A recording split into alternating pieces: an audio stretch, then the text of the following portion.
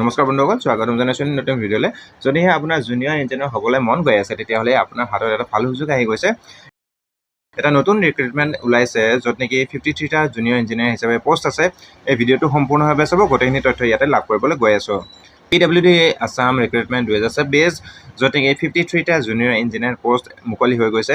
ইয়াতে চাওক, আপোনাৰ যদি ইলেক্ট্ৰিকেল ডিপাৰ্টমেণ্টৰ যদি অলপমান অভিজ্ঞতা আছে, তেতিয়াহ'লে আপুনি এই পোষ্টটোৰ কাৰণে এপ্লাই কৰিব পাৰিব। ইয়াতে মিনিমাম ক্ৰাইটেৰিয়া কি লাগিব চাই লওক। Candidates with 3-year diploma in electrical engineering. যদিহে আপোনাৰ 3 বছৰৰ কাৰণে ইলেক্ট্ৰিকেল ইঞ্জিনিয়াৰিং ডিপ্ল'মা আছে, তেতিয়াহ'লে আপুনি এই পোষ্টটোৰ কাৰণে এপ্লাই কৰিব পাৰিব। আৰু এই পোষ্টটোৰ কাৰণে এপ্লাই কৰাৰ অন্তিম সময় হ'ল 10 জুন 2026। 10 জুন 2026ৰ আগত আপুনি এই পোষ্টটোৰ কাৰণে এপ্লাই কৰিব পাৰিব। গোটেইখিনি তথ্য ইয়াতে লাভ কৰি আছোঁ, ভিডিঅ'টো সম্পূৰ্ণভাৱে চাব। Name of the post junior engineer. আপুনি জুনিয়ৰ ইঞ্জিনিয়াৰ হ'ব ইলেক্ট্ৰিকেল ডিপাৰ্টমেণ্টত, আৰু ইয়াতে পোষ্ট আছে 53টা। কেটেগৰী ৱাইজ যদি আমি চাওঁ, জেনেৰেল বিভাগত আছে 25টা পোষ্ট, আৰু OBC আণ্ডাৰত আছে 150টা পোষ্ট, 147 + 3।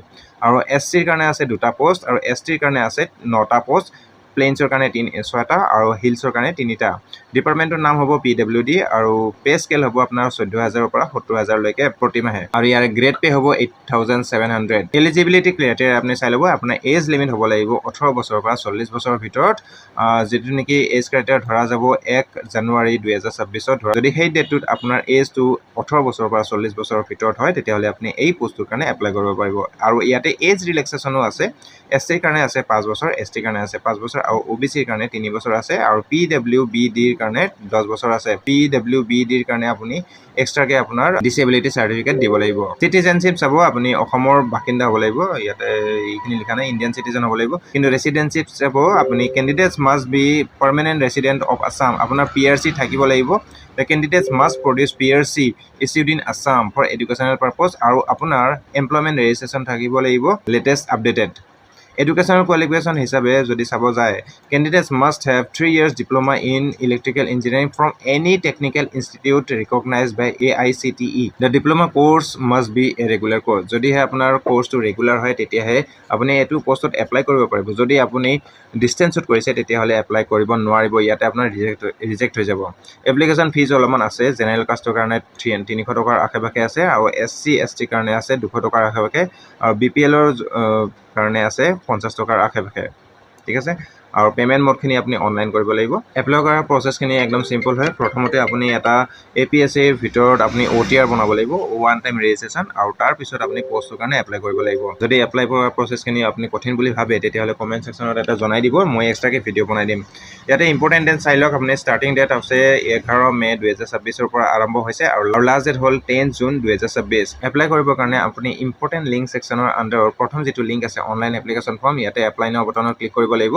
তেতিয়া আপোনাৰ APSC পৰ্টেলটো খোল খাই যাব, আৰু APSC পৰ্টেলত যদি আপোনাৰ প্ৰথমতে প্ৰফাইল বনা নাই, তেতিয়াহ'লে আপুনি ইয়াতে ৰেজিষ্টাৰ অপশ্যনত গৈ পেলাই আপুনি এটা প্ৰফাইল বনাব লাগিব, আৰু তাত প্ৰফাইলত গৈ পেলাই আপুনি গোটেইখিনি আপোনাৰ তথ্য ইয়াতে দিব লাগিব। তাৰপিছত আপুনি লগ ইন কৰি পেলাই আপুনি এই যিটো পোষ্ট আছে, সেই পোষ্টৰ কাৰণে এপ্লাই কৰিব পাৰিব। এডভাৰটাইজমেণ্টখন চাবৰ কাৰণে আপুনি ইয়াতে চেক হেয়াৰত আপুনি ক্লিক কৰি দিব। এডভাৰটাইজখন আপোনাৰ PDF হিচাপে খোল খাই যাব, আৰু গোটেইখিনি তথ্য ইয়াতে আপুনি লাভ কৰিব পাৰিব।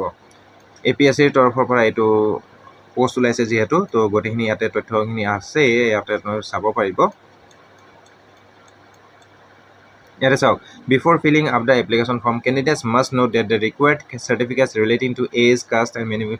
মানে আপুনি প্ৰথমতে OTR এটা বনাব লাগিব। সেই OTRৰ মতেহে আপোনাৰ পোষ্টটোৰ কাৰণে এপ্লিকেবল হ'ব নে নাই, আপুনি এপ্লাই কৰিব পাৰিব। তাৰপিছত এই এডভাৰটাইজমেণ্টটো আপুনি গোটেইখিনি ভালকৈ পঢ়ি চাব। ইয়াতে লিখা আছে educational qualification candidates must have 3 years diploma specially in electrical engineering. Electrical engineering আপোনাৰ ডিপ্ল'মা হ'ব লাগিব মিনিমাম 3 years, তেতিয়াহে আপুনি এপ্লাই কৰিব পাৰিব।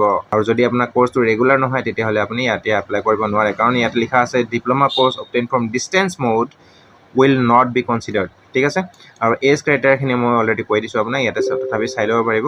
PWBD কেটেগৰীৰ কাৰণে ইয়াতে ডিচেবিলিটি চাৰ্টিফিকেট আপলোড কৰিব লাগিব, আৰু গভৰ্ণমেণ্ট এমপ্লয়িজৰ কাৰণে এটা যিটো NOC, এই NOCখিনি প্ৰভাইড কৰিব লাগিব। স্মল ফেমিলি নৰ্মছখিনি দিব লাগিব। আৰু ষ্টাৰ্ট ডেট ইয়াতে মই অলৰেডি কৈ দিছোঁ, ক্লজিং ডেট কৈ দিছোঁ। এপ্লিকেশ্যন ফিজ ইয়াতে অলৰেডি মেনশ্যন হৈ আছে, আপুনি চাব পাৰে, মই অলৰেডি আপোনাক জনাই দিছোঁ। তাৰপিছত আপোনাৰ এই হাউ টু এপ্লাই ইয়াতে লিখা আছে। প্ৰথমতে আপুনি এটা OTR বনাব লাগিব, তাৰপিছত আপুনি এপ্লাই কৰিব পাৰিব। বাকী ক্ৰাইটেৰিয়াখিনি ইয়াতে লিখা আছে কেনেকৈ আপুনি এপ্লাই কৰিব লাগিব, কেনেকুৱা ফাইল চাইজ কেনেকুৱা দিব লাগিব, আপুনি এপ্লাই কৰোঁতে ডকুমেণ্ট আপলোড কৰোঁতে কেনেকৈ কি ফাইল চাইজ হ'ব, গোটেইখিনি ইয়াতে মেনশ্যন হৈ আছে, আপুনি ভালকৈ পঢ়ি চাব।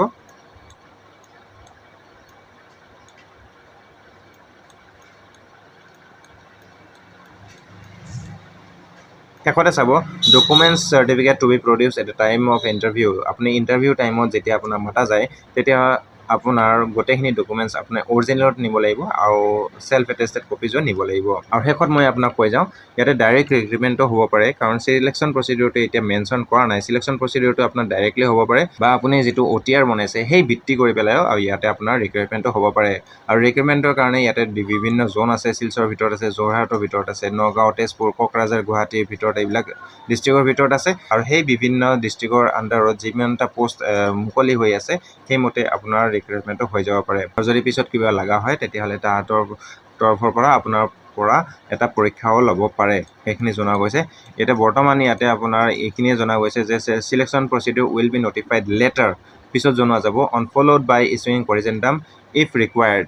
The Commission will decide the provision for selection in respect of any post for the advertisement of services. The Commission will also decide to conduct examination test zone-wise. Zone-wise হিচাপে যদি পোষ্ট বেছিকৈ থাকে তেতিয়াহ'লে এপ্লিকেণ্ট বেছিকৈ থাকে তেতিয়াহ'লে পৰীক্ষা ল'ব পাৰে, depending upon the number of candidates along the districts shown below. আৰু তাৰপিছতো লিখা আছে কি the commission has the discretion to reduce or increase the number of zones depending upon the number of candidates. যদি শিক্ষাৰ্থী বা যদি এপ্লাই কৰা কেণ্ডিডেট বেছি হয় তেতিয়াহ'লে তাহাঁতে জোন হিচাপে ভেকেঞ্চিটো কম বেছি কৰিব পাৰে। বাছ ইমানেই আছিল, আপুনি ভালকৈ নটিফিকেশ্যন চাই পেলাই আপুনি এপ্লাই কৰি ল'ব।